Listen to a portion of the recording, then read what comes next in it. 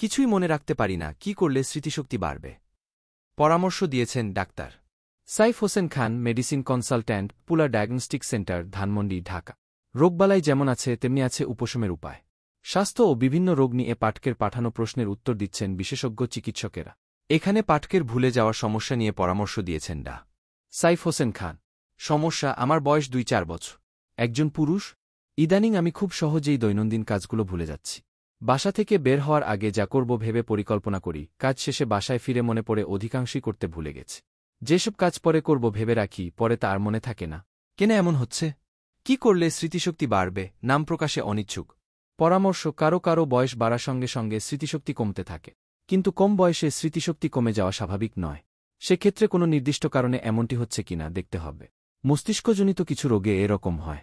সেক্ষেত্রে একজন বিশেষজ্ঞের পরামর্শ অনুযায়ী পরীক্ষা নিরীক্ষার মাধ্যমে সমস্যাটি শনাক্ত করতে হবে। শরীরে অন্যান্য কিছু সমস্যা, যেমন কিছু ভিটামিন ও লবণের ঘাটতির কারণেও এরকম হতে পারে। এছাড়া থাইরয়েড হরমোনজনিত রোগেও স্মৃতিশক্তি হ্রাস পায়। তবে অনেকের মানসিক চাপ ও অনিয়ন্ত্রিত জীবনযাপনের জন্যও স্মৃতিশক্তি কমে যেতে পারে। এ কারণে শারীরিকভাবে সক্রিয় থাকাটা জরুরি।